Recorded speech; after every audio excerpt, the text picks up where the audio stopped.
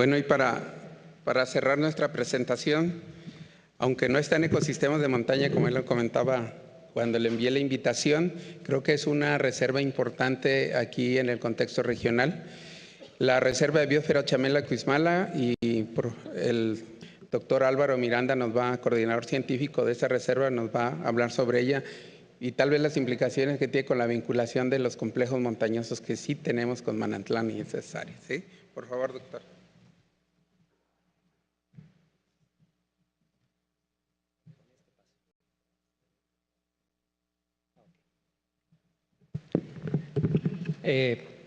Por supuesto, para iniciar, muchas gracias por la invitación al CUCSUR de la Universidad de Guadalajara, a la CEMADET igualmente, y por supuesto la oportunidad de poder conversar y platicar con ustedes de la reserva en la cual estamos trabajando ya desde hace una buena cantidad de años.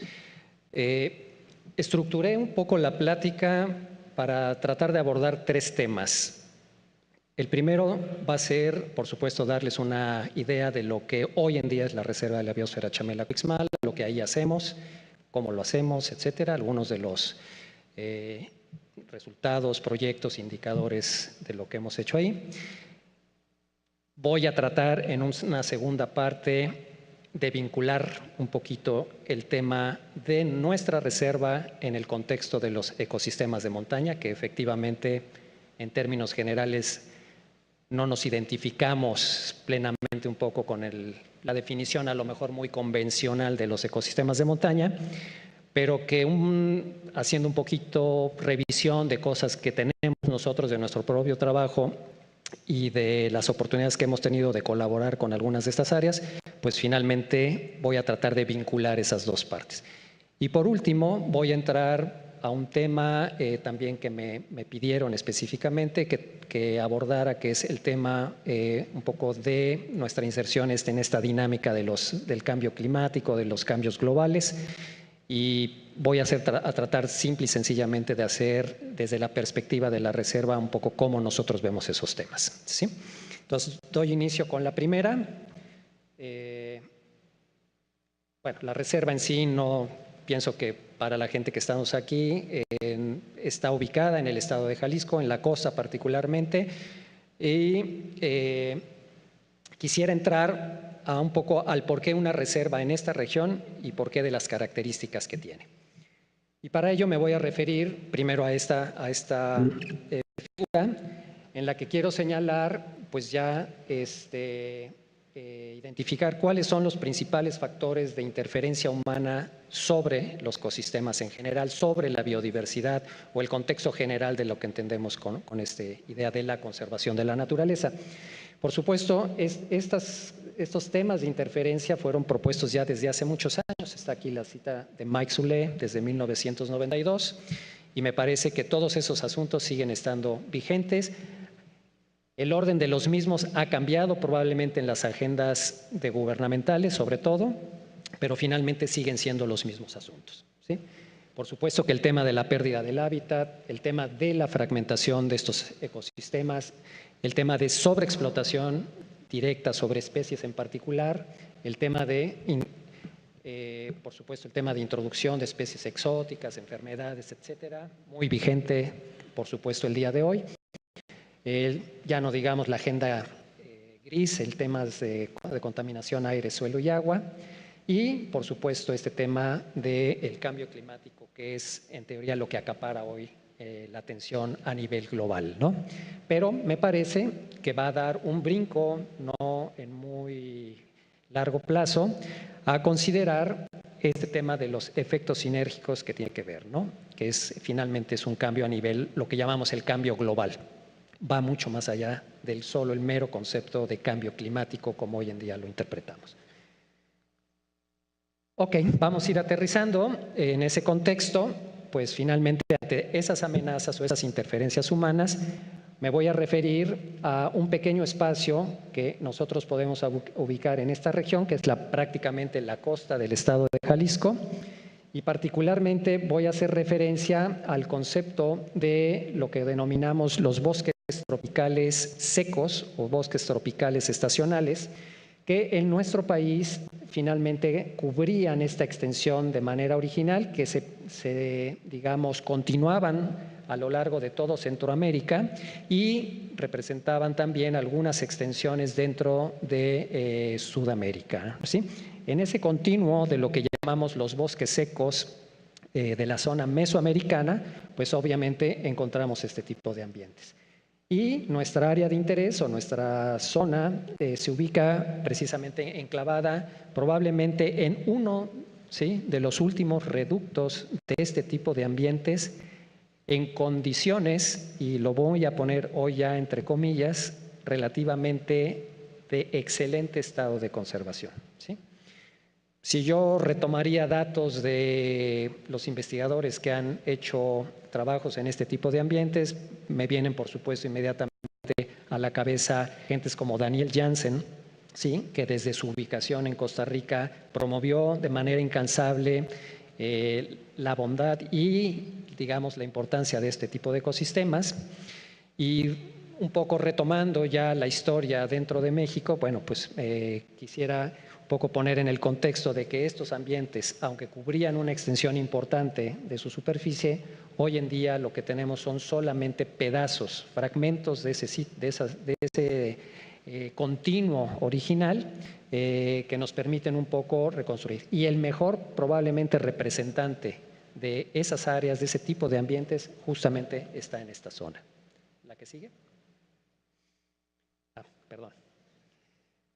Y bien, si ese es el espíritu un poco que permea dentro del contexto nacional e internacional en cuanto a los bosques tropicales secos en el mundo, pues la historia que ocurre localmente también tiene sus pormenores, ¿no? Aún siendo un sitio que tiene un reconocimiento por su estado de conservación, por su, digamos, extensión importante en términos de proteger este sitio, digamos que hacia mediados de los 90, finales, por supuesto, del año 2000, yo realicé un estudio particular para conocer cuál era la dinámica realmente de cambio que estaba ocurriendo en los bosques tropicales secos a lo largo de toda la costa de Jalisco. Entonces, lo que trato aquí de representar finalmente es el área de distribución de estos ambientes. Digamos que Vallarta está en este punto, ¿sí? Manzanillo está en este punto y prácticamente es toda la costa, la distribución a lo largo de la costa. Y lo que ustedes pueden ver aquí son diferentes momentos en la historia que nos permiten ver el cambio de las áreas grises más claras, que serían, digamos, la condición original de bosque tropical seco, hacia la degradación de estos ambientes a través del tiempo hasta un cierto momento, ¿no?, que consideramos aquí el año 2000. Tenemos algunos avances importantes para conocer el estatus actual de la situación, y lo que más me interesaba al presentar estas imágenes es no en sí lo que es evidente, ¿no?, viendo las imágenes, que es un franco deterioro, ¿sí?, prácticamente del continuo que debió haber existido originalmente. Ya tenemos un proceso de fragmentación bastante acentuado, algunas áreas todavía con tamaños importantes, pero muchas otras áreas con pequeños pedazos ya, ¿sí?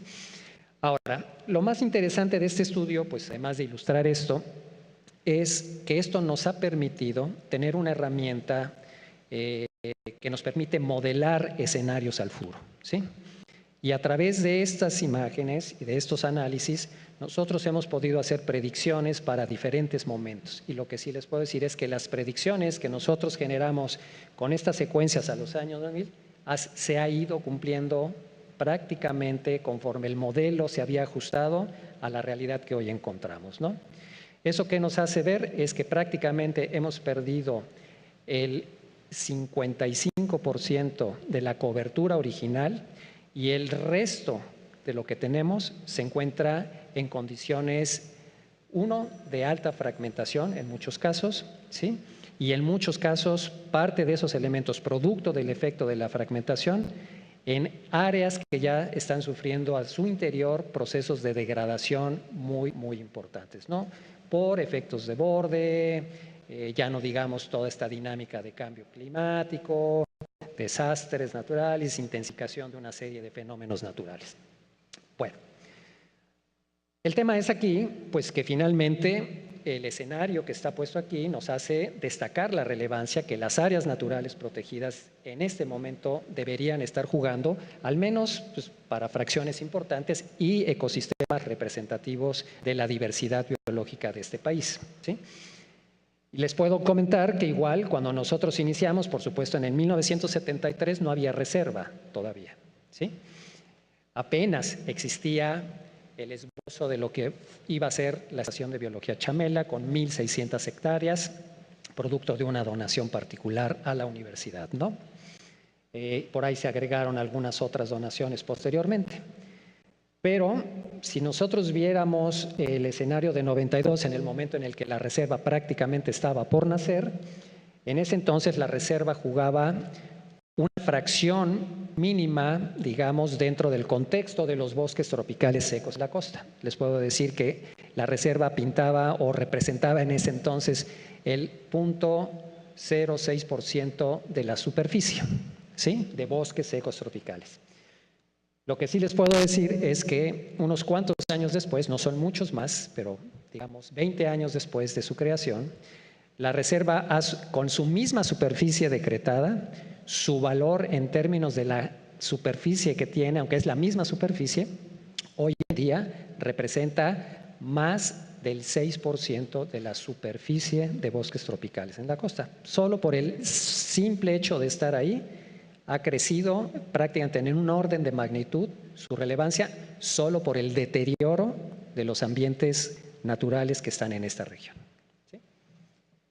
Bueno, con ese escenario, pues obviamente, y ante la certidumbre de que este proceso no solamente no se ha contenido, sino que se sigue acentuando, y en los escenarios nos llevan a que de continuar estas tendencias, nosotros podríamos esperar que en el año 2030, 2040 podríamos tener prácticamente inexistente este tipo de ambientes. Sabemos que eso no va a ocurrir, ¿sí? Y no va a ocurrir porque esperamos y tenemos confianza en que las áreas naturales protegidas que están insertadas dentro de este contexto de los bosques tropicales secos van a estar ahí.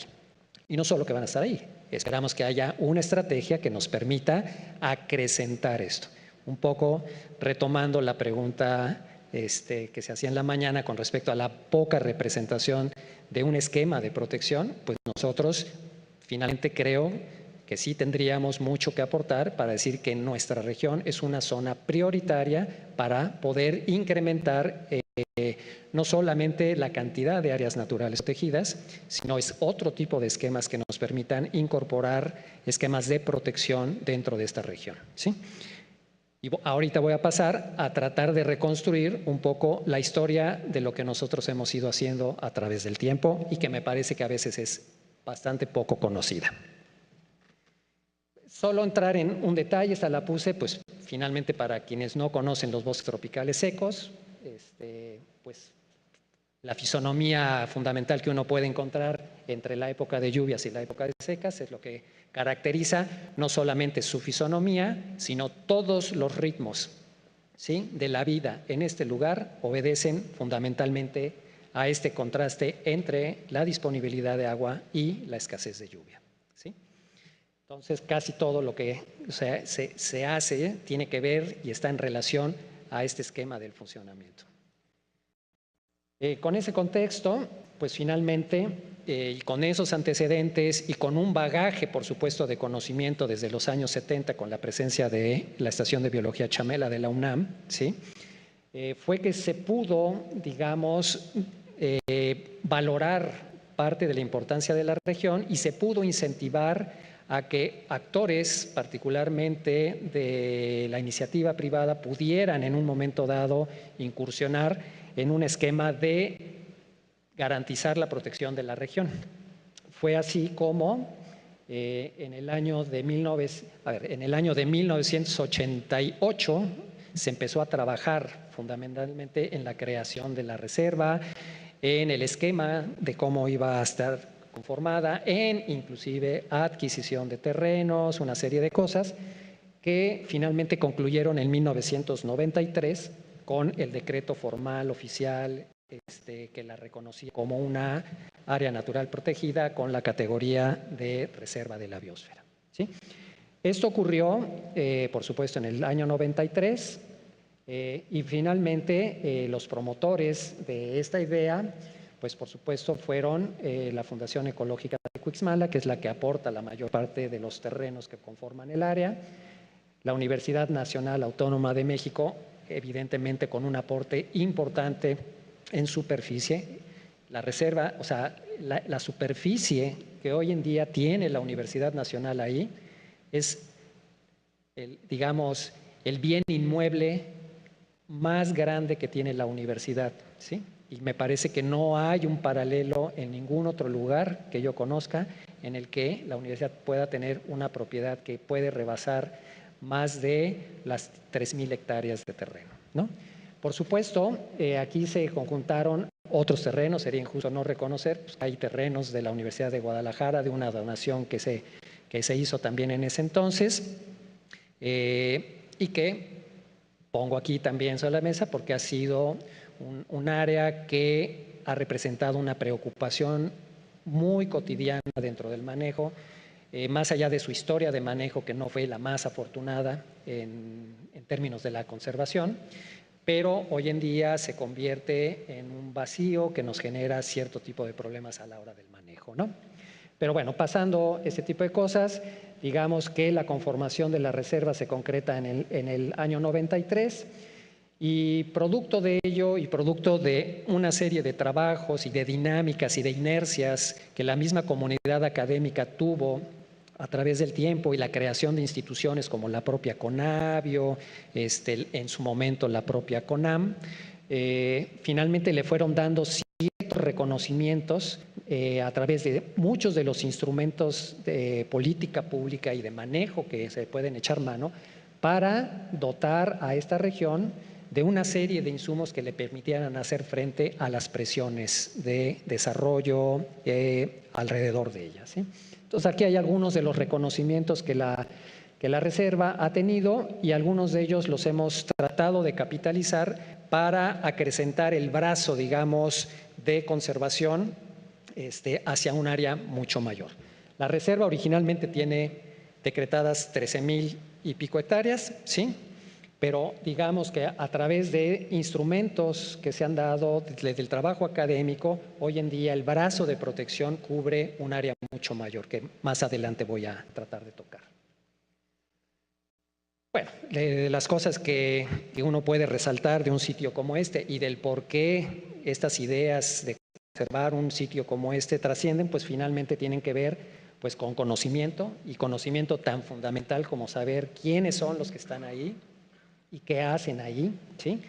Y datos como estos pues ilustran un poco lo que tenemos, ¿no? La reserva en realidad, aunque decimos que es un bosque tropical caducifolio, una selva baja caducifolia con el nombre técnico, en realidad tiene una gama amplia de ambientes, de una heterogeneidad ambiental importante, que finalmente hace que esa heterogeneidad la convierta en uno de los sitios no solo de mucha riqueza concentrada por unidad de superficie, que está representada en estos números en blanco para cada uno de los grupos, ¿sí? Sin embargo, la reserva tiene un valor todavía adicional en otro sentido, que es en la proporción de especies endémicas para cada uno de estos grupos que ustedes ven. Eso sí, o sea, el tema de los números siempre es un tema controvertido y todas las reservas tratamos de enarbolar que pues nuestra reserva tiene muchas especies, eso es cierto, y no es de mérito de ninguna, ¿sí? Pero si hay algo que además caracteriza a nuestra región, particularmente los bosques tropicales secos y particularmente los del occidente de México, en la costa de Jalisco, es el alto grado de endemicidad que ustedes pueden encontrar en cuanto a las especies. Eso quiere decir que las especies pueden estar dentro de la reserva, ¿sí? Existir ahí, pero unos cuantos kilómetros, y podría en algunos casos hasta atreverme a decir que solo unas decenas de kilómetros adelante, ustedes ya no encuentran algunas de estas especies. O sea, hay un alto grado de densidad muy local local que es importante conservar y que después es parte de una problemática que nosotros hemos planteado en términos de que sí, la reserva es pequeña, está muy concentrada, mantiene una conserva una proporción importante, pero necesitamos un esquema que nos permita incorporar nuevas áreas en este contexto que nos permitan asegurar la conservación de la riqueza o la diversidad beta que nosotros consideramos que es un alto recambio entre la región, ¿sí? No voy a entrar tampoco con muchos detalles en los números, pero bueno, grupos como anfibios, donde uno puede tener hasta el 58% de las especies endémicas a una región tan pequeña como pueden ser las costas de Michoacán, Colima, Jalisco y parte de Nayarit, pues hace muy relevante la importancia de este sitio en esos términos, ¿no? Por supuesto que hay otros números ahí que tienen que ver con un valor que generalmente también se le considera, que no me parece más de preocupación en el sentido de cuántas de esas especies están amenazadas, ¿no? Y las proporciones también, al ser con un alto grado de endemicidad, pues obviamente su nivel de amenaza se incrementa. No pretendo, por supuesto, ni que lean ni que traten de ver lo que aquí dice, pero lo que sí quiero ilustrar con esta imagen es lo que representa para nosotros o ha representado el poder dotar, no solamente la creación de la reserva per se, ¿sí? Que ya es en sí un logro, es eso, sino que además a través del tiempo hemos tenido que trabajar intensamente y seguimos trabajando en este momento intensamente en dotar a la reserva de todos los instrumentos jurídicos que le permitan afrontar los retos de la conservación, no solo que tiene la región, no solo los tiene el Estado, prácticamente es un reto que tiene el país en términos de que estas áreas se sigan conservando, ¿sí? Y para ello, bueno, confiamos en que la herramienta jurídica es un instrumento que nos permite hacer frente a ello y por ello preocupación por ir trabajando en dotar a esta área de los instrumentos jurídicos que la puedan soportar en el largo plazo y ante los embates de los asuntos políticos, de la problemática social que perfectamente entendemos que están presentes en todo el país. Y eso me lleva un poco a platicarles de cómo hemos ido avanzando y cómo hemos ido concibiendo un poco el esquema de protección, ¿no? Más allá de garantizar esas 13,000 hectáreas originales, nosotros nos hemos dado a la tarea de ir incorporando, aprovechando diferentes mecanismos para ir haciendo que el área goce de un esquema de conservación mucho más amplio en términos de cobertura, pero también de instrumentos de planeación, de política pública que le puedan dar certidumbre, ¿sí?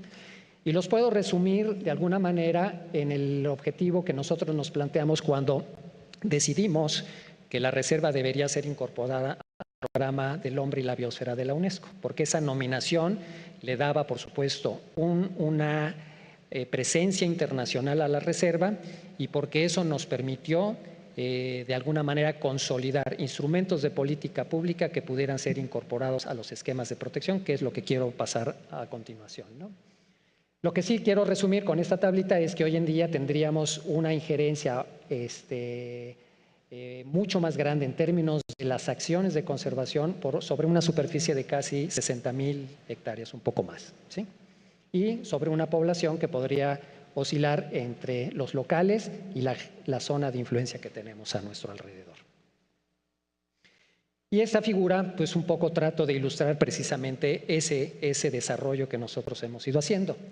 En esta nominación o en esta de lo que reconoce el MAP hoy en día como la Reserva de la Biosfera Chamela-Cuixmala, no solo está integrada el decreto oficial del 93 como tal, es un decreto federal, sino que logramos incorporar otras áreas naturales protegidas en las cuales estuvimos trabajando durante todos estos últimos años para lograr que algunas áreas, como fueron las playas de anidación de tortugas marinas presentes en la región, se incorporaran o se recategorizaran como áreas naturales protegidas. Es el caso de estos sitios. Y la inclusión de algunos otros santuarios que también son áreas de protección de carácter federal decretadas, como es el tema del santuario de las islas de la Bahía de Chamela, ¿sí? Integrados. Entonces, lo que nosotros tenemos hoy en día aquí es un mosaico de áreas naturales protegidas con decretos federales, ¿sí?, que deben de estar en teoría garantizada su protección, pero que nosotros finalmente los vestimos con otros instrumentos sobre los cuales también habíamos trabajado durante muchos años. Son instrumentos como ordenamientos territoriales, ¿sí?, que están vigentes aquí.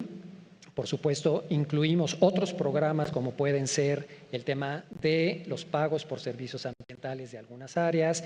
Incluimos también en esto las unidades, las famosas UMAS, unidades de manejo ambiental de vida silvestre. Y también tratamos de incorporar en estos esquemas inclusive nominaciones nuevas como pueden ser las áreas que son voluntariamente incluidas como áreas protegidas. Muchos particulares hoy en día, a través de primero presiones, después convencimiento. Hoy en día muchos de los proyectos de desarrollo producto de esta interacción hemos logrado que muchas de esas áreas de estos desarrollos incorporen de manera digamos obligatoria en cierto sentido, forzados para que sus proyectos puedan ser aprobados, el que también destinen áreas de protección certificadas y avaladas a través de la ley, que son estas nominaciones o certificados de áreas naturales, digamos, de tipo voluntario, ¿no? Ahí están. Entonces, pues finalmente eso es lo que tenemos hoy en día y hemos echado también instrumentos que nos permiten garantizar ciertos tipos de manejos para las áreas inclusive marinas, ¿no? Entonces, finalmente, puedo decir que de los últimos 20 años, no solamente nos quedamos con nuestro polígono decretado en 1993, con un esquema de garantizar su protección, su manejo de manera adecuada, sino hemos tratado de trascender en el entorno local, ¿sí?, haciendo uso de las mismas herramientas y los mismos instrumentos de política pública que debe hacer. Ahora sí, lo que puedo decir aquí es que aunque los instrumentos existen, están dados, están puestos, lo que sí creo que es importante es que la reserva los hace valer, ¿sí? Y eso probablemente sea lo más importante. De nada sirve tener ordenamientos si nadie los respeta, si nadie los hace cumplir, si nadie los conoce. A mí me sorprende muchas veces que la propia autoridad encargada de estos instrumentos ni siquiera los conoce, pero en el momento en que nosotros enfrentamos situaciones que amenazan de alguna manera o que van en contra del espíritu de esos instrumentos, finalmente nosotros somos los primeros en enarbolarlos y nos han permitido, a final de cuentas, guiar parte del proceso de desarrollo en esta región de acuerdo a los criterios ambientales que en un momento están plasmados en todos estos instrumentos.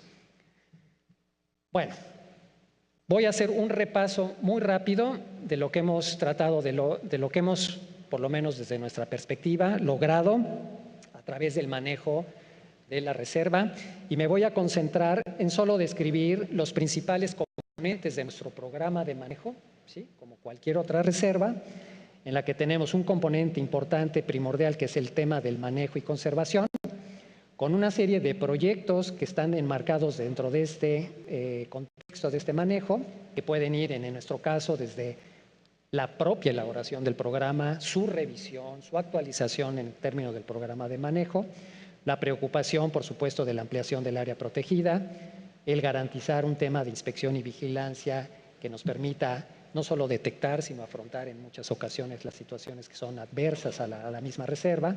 Y como eso, pues pasar por componentes como la restauración, como la recuperación de especies amenazadas, con algunas especies que consideramos muy, muy carismáticas, ¿no? Y lo que ustedes van a ver aquí, que son indicadores de alguna de estas cosas, en las que ustedes más o menos pueden ver algo de los resultados muy concretos de lo que hemos logrado a través de los últimos, diría, prácticamente 28 años de trabajo aquí, ¿no?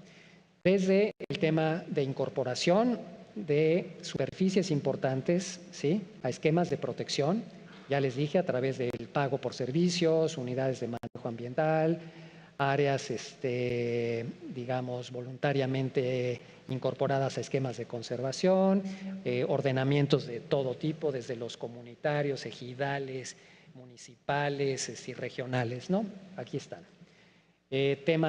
Resultados en temas de restauración de áreas degradadas, algunos de los programas de recuperación de especies. Aquí hay números que hablan de lo que se ha hecho a través de este tiempo, ¿sí? Y bueno, pues no los quiero, digamos, abrumar con esto, pero es parte, digamos, de los resultados que se han obtenido. En el tema de investigación, finalmente consideramos que es es una de las cosas, pensamos, fuertes, fue lo que le dio origen o buen impulso al tema de la reserva, el contar con el respaldo de la UNAM en este sentido para poder ir y trabajar. De ahí derivó el convencer a la gente que finalmente se incorporó en esta dinámica a que era un sitio importante, provino fundamentalmente, aunque no lo crean, de una conversación tan casual como de una visita donde alguien viene, se acerca a la estación y dice, ¿ustedes qué hacen? Ah, pues nosotros estudiamos esto, hacemos, pues qué interesante, ¿no? Y de ahí, en muy poco tiempo, brincó a un tema de ¿por qué no conservamos? ¿No? Y si había posibilidades, pues finalmente así se concretó. Entonces,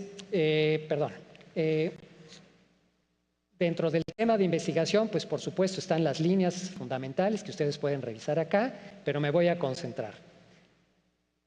El decir 40 años de investigación, sí, pues se dice fácil, ¿no? Pero sí les puedo decir que esta es una condición, yo diría que excepcional en este país.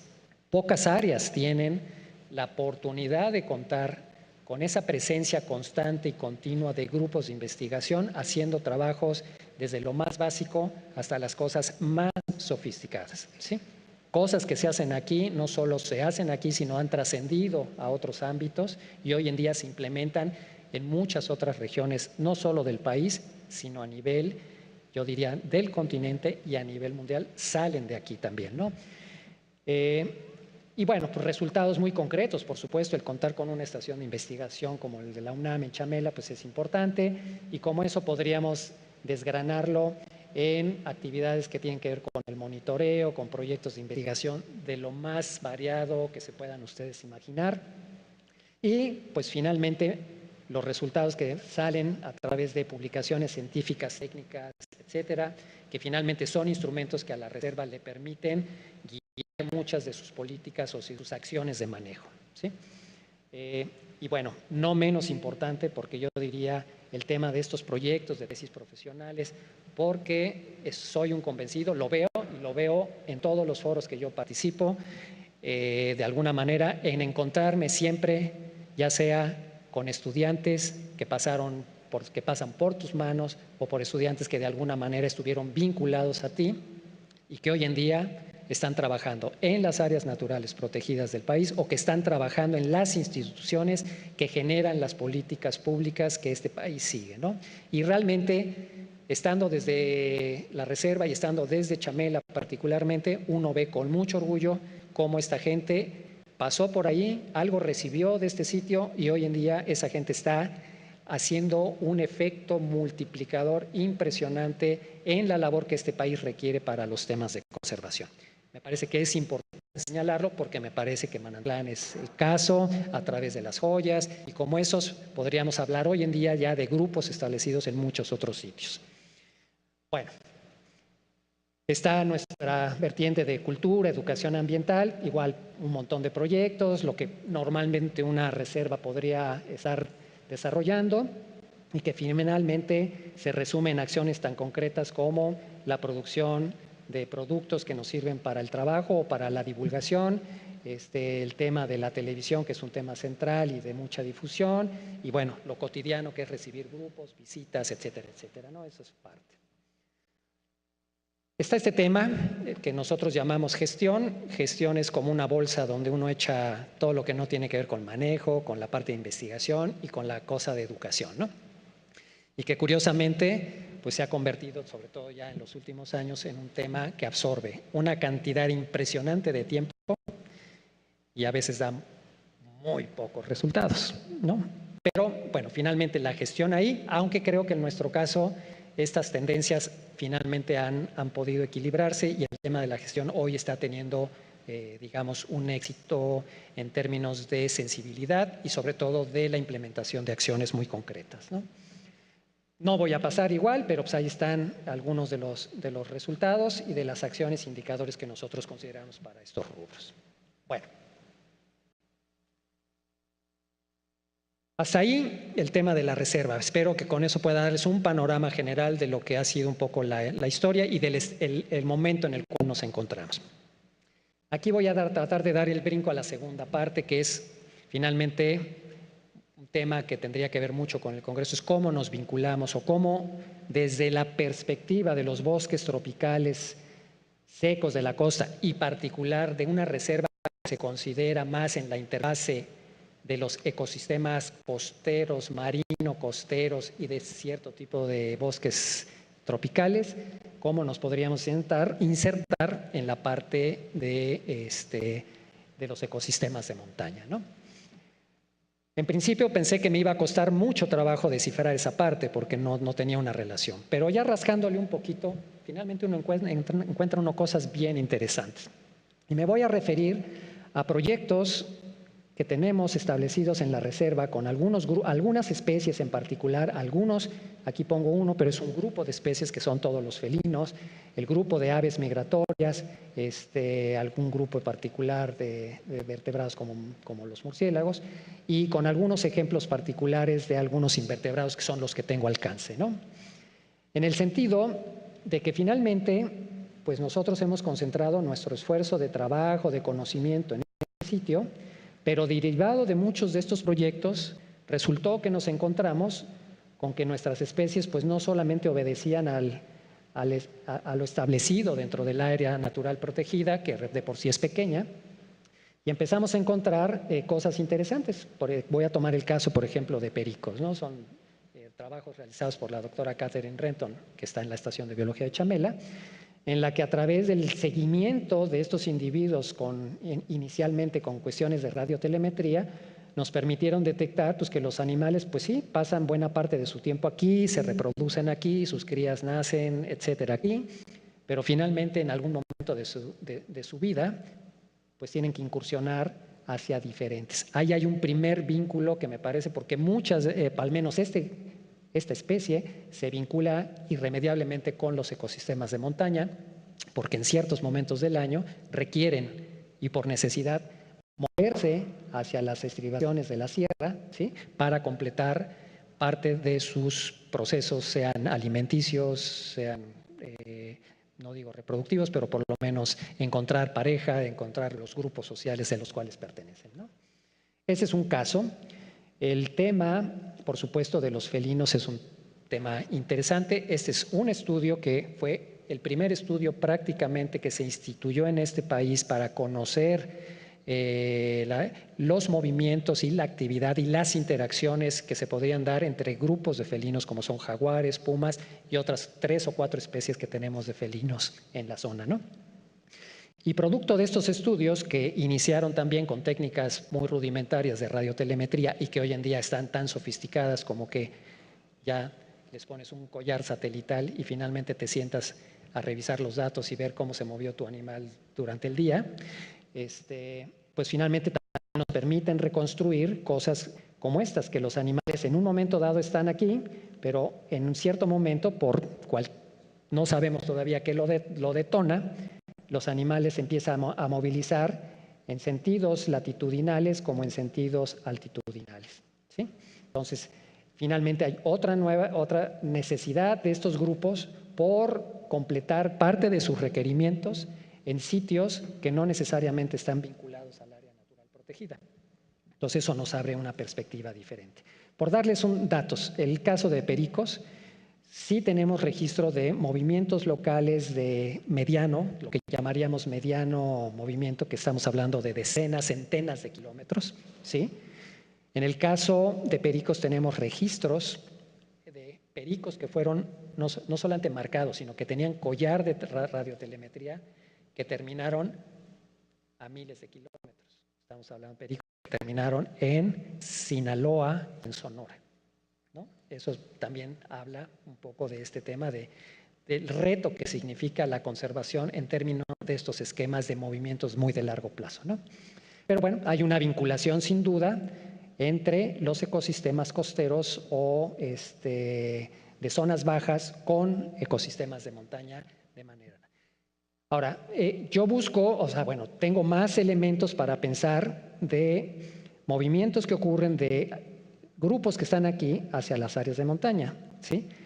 Estoy casi seguro que lo mismo ocurre de quienes estudian organismos en ecosistemas de montaña, como sus componentes también pudieran estar haciendo incursiones hacia las zonas bajas, ¿no? Tenemos datos curiosos y uno dice en principio anecdóticos, pero ya no es la primera vez, hay varias veces que se repite esto, en el que animales que son típicamente de zonas de montaña, como pueden ser por ejemplo los linces, ¿sí?, pues aparecen y hacen sus incursiones hacia las zonas bajas, como que, digamos, van de vacaciones a la zona de la playa, ¿no? Pero bueno, son ocasionales, no son poblaciones establecidas ni mucho menos, pero bueno, mantienen un vínculo entre las zonas bajas y las zonas altas. Bueno, claro, pasando a otros niveles de organización, entra uno en el esquema de cómo es la interacción entre los ecosistemas de montaña con las zonas bajas. Y bueno, el ejemplo más típico del libro de texto pues, sería el ciclo hidrológico, ¿no? Donde finalmente, pues, toda la humedad que se genera en el mar, pues termina chocando contra estas montañas. Finalmente se captura el agua y esa agua es de alguna manera conducida hacia las partes bajas, brindando pues toda una serie de beneficios y de servicios, no solamente a los ecosistemas, sino también a las poblaciones humanas que están inmersas en esta dinámica. Siempre uno piensa, o por lo menos mi concepción original, era que este tipo de procesos siempre como que pensamos que los ecosistemas de montaña son los proveedores de una serie de cosas hacia abajo. Sin embargo, hay que verlo en otro contexto, porque finalmente es una interacción entre los de abajo y los de arriba, ¿sí? Porque pues si no ocurre lo que ocurre abajo, pues simple y sencillamente arriba tampoco podría ocurrir esto mismo, ¿no? Y solo consideren el ciclo hidrológico, pero cuando yo lo complico y me voy a la cantidad de ciclos biogeoquímicos que están inmersos en las dinámicas de todos los sistemas, pues finalmente uno piensa que ya no hay una diferenciación entre por qué ecosistemas de montaña o ecosistemas de la costa, ¿no? Finalmente hay una interconexión que está ahí, poco estudiada, es cierto, pero que nos permite ya valorar, pues finalmente que hay condicionantes entre una y otra de las zonas, ¿no? Y que no podremos garantizar, ya no digan la conservación de la diversidad, sino la conservación de los procesos ecológicos y ecosistémicos que están inmersos ahí, si no consideramos toda esa interfase entre ecosistemas de montaña y demás, ¿no? Bueno. Por supuesto, esto nos lleva pues, al tema de manejo integrado. La reserva en su concepción, no solo como reserva, sino como grupo ya académico, ha incursionado en esquemas muchos más amplios para tratar de abordar problemáticas que tienen que ver, que para garantizar la conservación de aquí, pues hay que trabajar en estos dos contextos, ¿no? Hay cantidad de proyectos fundamentalmente de investigación de primera línea que se están generando y apenas empezamos, me parece, a instrumentar cosas que tienen que ver ya con el manejo per se, permeando parte de ese conocimiento hacia las políticas, ¿no? Y inclusive incluyendo temas como estos que se llaman el tema de ciencia ciudadana, en la que ya se involucra a las comunidades en generar información que permite tener un contexto completamente diferente de lo que está ocurriendo en una región que difícilmente puedes cubrir con proyectos convencionales, ¿no? En fin, y bueno, qué hablar del tipo de las cuestiones de manejo adaptativo o de los temas de resiliencia que tienen que estar muy asociados a escalas de este tipo que finalmente están presentes y que las estamos considerando en esta primera etapa muy en la parte de investigación y posteriormente en la parte ya de implementación. Servicios ambientales es la misma historia. Hay una vinculación estrecha entre los ecosistemas, digamos, de las zonas costeras, de las zonas litorales con las zonas de montaña, en la que no es solo en un solo sentido. Uno dice el ciclo del agua y uno ve que inmediatamente, o así lo hemos expresado técnicamente siempre, de arriba hacia abajo, pero en algunos otros procesos ocurre en el que hay ciclos que están inmersos en cada uno de los sitios a diferentes niveles, en el piso altitudinal, y cosas como temas de regulación biótica que sí ya están francamente embarcados en sistemas en direcciones tanto hacia abajo como hacia arriba en términos de la altitud, ¿sí? Bueno, hasta ahí voy a pasar muy rápido porque ya estamos sobre tiempo, un poco al tema de cambio climático, solo para para decirles en qué estamos y cómo vemos el tema nosotros desde la perspectiva de la reserva, particularmente, y sobre todo del tipo de investigación que se hace dentro de la reserva. Bueno, si yo pudiera decir algo del cambio climático hoy en día, lo primero que quiero decir es que eso es una realidad. O sea, porque nos enfrascamos durante muchos años en el tema de si sí o de si no, ¿no? Aunque yo sé que en algunos países esta discusión sigue, la realidad es que el cambio climático está ahí y llegó para quedarse, como diríamos, ¿no? Entonces, me parece que esto ya es una realidad y en lo que estamos afinando cosas, me parece, son en estos dos puntos. La realidad es que ahí está el cambio y el tema es cuáles son los efectos y me parece que esa es la controversia. La controversia es cómo me va a afectar y si me afecta lo reconozco y si no me afecta, o bueno, más bien, si me afecta lo reconozco y si no pienso que no me afecta, no lo reconozco. Entonces ahí estamos enfrascados en esto y pues claro, todo este tema de los escenarios, pues conforme aumenta la información, conforme aumenta la capacidad de análisis, pues finalmente las predicciones son mucho más precisas. Lo que sí sabemos, y también es concluyente en términos de las manifestaciones de estos efectos y de estos escenarios, es que para la región costa, y estoy hablando tanto de los ecosistemas costeros como de los ecosistemas de montaña, pues las predicciones son clarísimas. El incremento en la temperatura es una realidad. Nosotros ya lo medimos a través de patrones y de datos de más de 30 o de, bueno, en principio series muy particulares de 30 años, pero tenemos registros de más de 60 años de información para la zona en el que la temperatura promedio para la región ya se ha incrementado y eso es una realidad, ¿no? El tema de la disminución de la precipitación está un poco más controvertido, es mucho más difícil medirla, las series de tiempo no son tan buenas, pero los pronósticos de los modelos dicen que la disminución, va a haber una disminución sensible de la precipitación, cosa que se mezcla con fenómenos como pueden ser estos fenómenos recurrentes de años niño, años niña, etcétera, etcétera, que enmascaran mucho de estos efectos, ¿no? Pero bueno, ahí están y parece que todo apuntaría a que esto es una, digamos, manifestación real de lo que son los escenarios hacia el futuro. Está este tema de la acidificación del mar que traerá consecuencias a otro nivel también, ¿no? Ahora, muy rápido tocar, pues efectivamente, fenómenos meteorológicos. Las predicciones de los escenarios son, por supuesto, más frecuentes.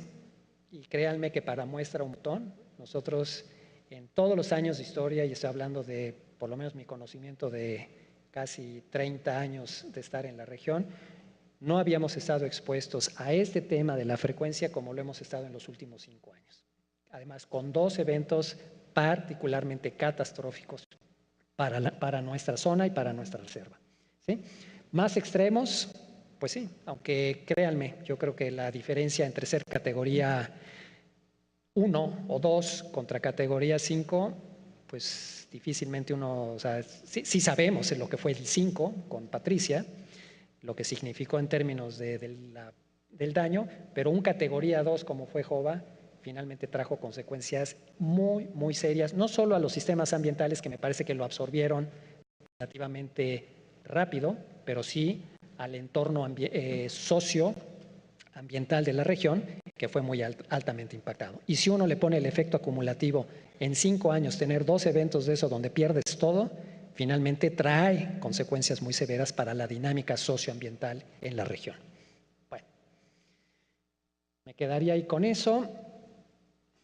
Supongo que alguien iba a querer saber algo de lo que pasó con Patricia, lo que pasó con Jova, porque bueno, para nosotros sí fue todo un shock tener el huracán más potente en la historia registrado para el Pacífico Oriental, ¿sí?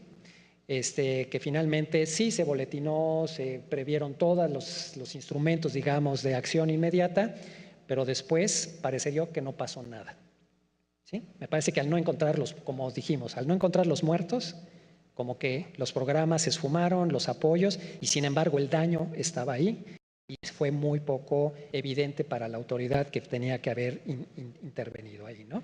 Se demoraron muchísimo tiempo en poder responder, aunque en la etapa preventiva, efectivamente, una movilización muy importante. Bueno, sin entrar a más detalles, solo quiero resumir en esta tabla unos datos de la comparación entre Jova y Patricia, que tiene que ver uno pues, con la escala 3 y Patricia 5.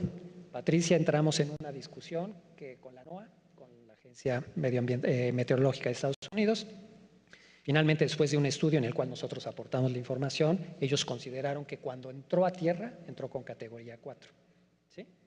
Entonces, eso hizo para ellos toda una adecuación en sus escalas de valoración de los impactos que tienen los huracanes de categoría 4 y 5. Bueno, aquí están las comparaciones, los vientos promedio entre uno y otro, las rachas máximas, ¿sí? En el caso de Patricia alcanzamos rachas 202 registradas antes de que se cayera todo. Evidentemente perdimos toda la infraestructura de red meteorológica que teníamos. Nosotros tenemos alrededor de, pues entre unas y otras, 14 estaciones meteorológicas en un rango relativamente pequeño y finalmente fue lo que pudimos registrar. Sin embargo, uno de los datos más importantes, esto es el cálculo de la energía que representó cada uno de estos eventos. Ustedes pueden ver los valores que representó Jova, ¿sí? Y los valores de lo que representa o lo que representó Jova, ¿no? Son un orden de magnitud mucho mayores este evento. Las presiones históricas en el caso de Patricia, ¿sí? No hay otro huracán que haya registrado esta presión barométrica. Las fechas y la hora del impacto, ¿no? Si se los puedo resumir, es muy sencillo. Se los quiero resumir, no quise poner ni imágenes ni mucho menos, pero si nosotros consideramos que Jova nos representó un impacto en términos de la afectación a la cobertura de 10%, en el caso de Patricia, las evaluaciones que tenemos ahorita representó un 60% de afectación a la cobertura, ¿sí? Que sumado al 10% que teníamos, aunque pensamos que 4 años, estábamos cumpliendo 4 años de la presencia de Jova y nos cayó Patricia, ¿no? Entonces, ahí hay un efecto acumulativo que va a ser muy interesante darle seguimiento en el tiempo, ¿sí? En fin. Y eso nos trajo como consecuencia que este año, 2016, las secas de 2016, por primera vez en la historia de la región, de la reserva, el tema de los incendios fuera un tema, ¿sí? Estábamos avisados, estábamos prevenidos, teníamos todos los pronósticos precisamente de un año niño extremo combinado con un huracán en los meses anteriores, con una acumulación de material vegetal impresionante. Estábamos muy puestos, muy prevenidos para este asunto y de todas maneras la realidad nos ganó, ¿no? ¿Por qué? Pues porque los incendios se generaron no dentro del área, se generaron en las partes exteriores, pero su magnitud y su crecimiento fue tan grande que tarde o temprano afectaron parte de las áreas de la reserva, en una fracción mínima, pero finalmente ahí están, ¿no? Y hoy en día tenemos que incorporar y estamos trabajando en un esquema para asegurarnos que el próximo año no sea un año complicado en temas de incendios. Bueno, final.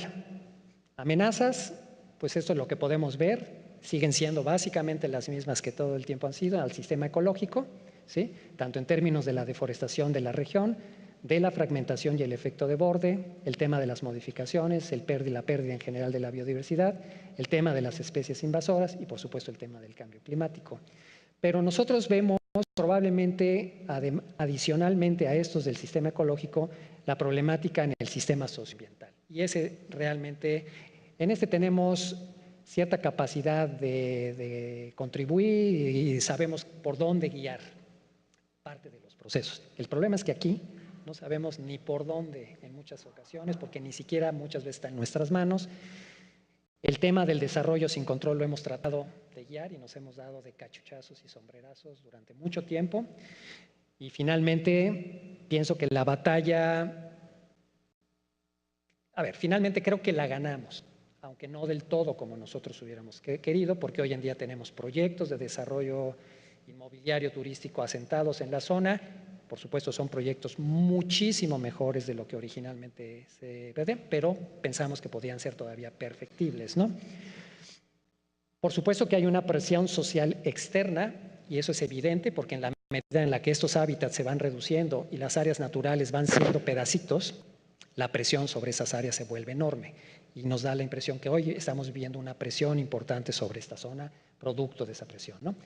Combinado, por supuesto, con un enorme componente de descomposición social que hace que simple y sencillamente la ley no valga. Entonces, finalmente trabajar en instrumentos de política, de ordenamiento, proyectos, programas, si la ley y no hay manera de hacerlos valer, difícilmente podemos seguir adelante, ¿no? Entonces, hay un tema de descomposición social muy intenso que es alarmante y que finalmente tiene repercusiones que para nosotros todavía son poco predecibles en el sentido, ¿no? Ya no digamos de la pérdida de los servicios ambientales o el tema de los desastres, etcétera, que finalmente todo eso se traduce, y lo vemos, en un deterioro de la calidad de vida, ¿sí? Bueno,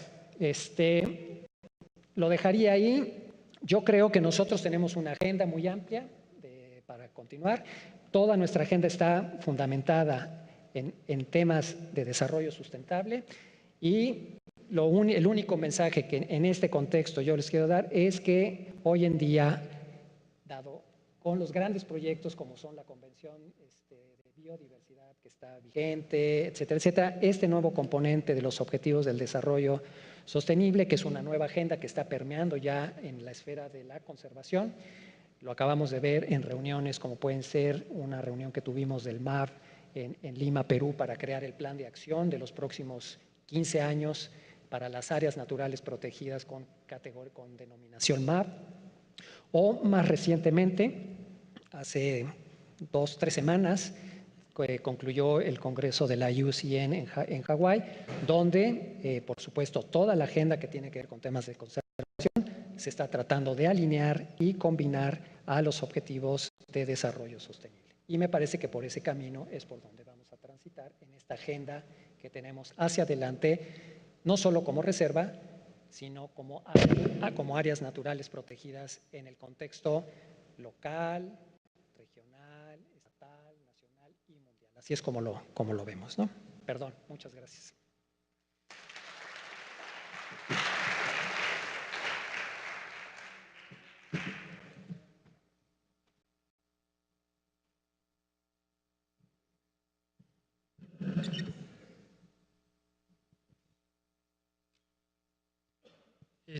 No, nada más es un comentario.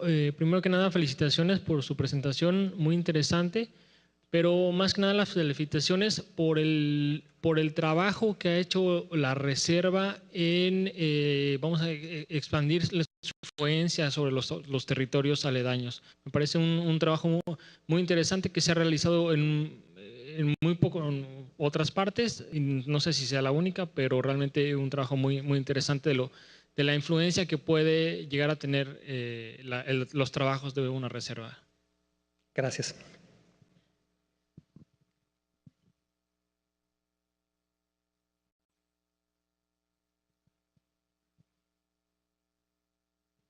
Más que todo, a mí me gustaría hacer una precisión con relación a lo que es el tema de cambio climático. Y bueno, en particular, lo veo como una obligación, siendo esta mi área de experiencia. Lo cierto es que el cambio climático no es que sea una realidad. El cambio climático es un proceso que se ha venido dando a lo largo de la historia del planeta. Y es como lo veamos a nivel de la escala. Y la escala en la que estamos como seres humanos es muy pequeñita. Por eso ahorita estamos experimentando unos cambios anormales que en realidad estaban predichos que iban a ser de esta forma. Lo que estamos experimentando ahorita es un cambio que ya los científicos lo detectaron en muchos registros paleoclimáticos, paleoecológicos, y lo que pasa es que son ciclos cuasi periódicos que más o menos se han detectado que son cada 200 años. El último que tuvimos una experiencia, la pequeña era de hielo, que ocurrió de 1350 a 1850, que fue muy fría y seca. Y bueno, lo que está ocurriendo ahorita es que se están acelerando todos esos procesos el cambio en la variación de las variables climáticas. Y por eso es esta abundancia de eventos que antes no los veíamos, pero que estamos seguros, porque lo hemos detectado en registros paleoclimáticos y paleoecológicos, que han ocurrido a lo largo de la historia del ser humano. Y ahorita, en este momento, estamos en un periodo interglacial, por eso le llamamos así, por eso existe la biodiversidad y la naturaleza como la conocemos, pero seguramente va a cambiar como cambió hace 12.000 años en el Pleistoceno. Entonces, deberíamos hablar más, no de combatirlo, sino de mitigarlo, sí, y en eso estoy de acuerdo. Pero sí, bueno, hace falta más conocimiento al respecto, porque definitivamente sí hay muchos estudios en este país que se están haciendo desde hace 20 años. Sí, nada más por complementar, estoy de acuerdo en ese sentido. La vida del planeta es una vida de cambios, de ciclos, de movimientos que ocurren. Me parece a lo mejor está en la definición de lo que entendemos por cambio climático, ¿no? Y por lo menos en la definición de lo que el concepto de cambio climático a la cual yo me refiero es finalmente vinculado finalmente a las actividades que la sociedad, y me refiero a los humanos particularmente, están, digamos, propiciando, porque finalmente yo entiendo, en la historia planetaria pues, ha habido muchos momentos de cambio y de modificaciones generados por condiciones que pueden ir, podemos decir cuál, el montón de ellas, ¿no? Que hay. Pero en este caso, al referirnos a este concepto particular, y entiendo que así es como lo percibe la gente que habla, es cuando esta causa finalmente tiene que ver, no hay un precedente en la historia, por supuesto, este es el primer momento en el que este cambio se debe a la actividad y el impacto que una sola especie, que son los humanos, están teniendo sobre el contexto global, ¿no? Entonces, bueno, hay que ponerlo en ese contexto, un poco hablar para siempre ser muy claros. Pues sí, el cambio siempre ha existido, ahí está, es mucho, poquito, no sabemos, pero finalmente lo que sí sabemos es que el cambio que hoy está ocurriendo es por causas atribuibles a una sola especie que ha monopolizado y que finalmente tendrá una repercusión importante sobre el resto de lo que ocurre, ¿no?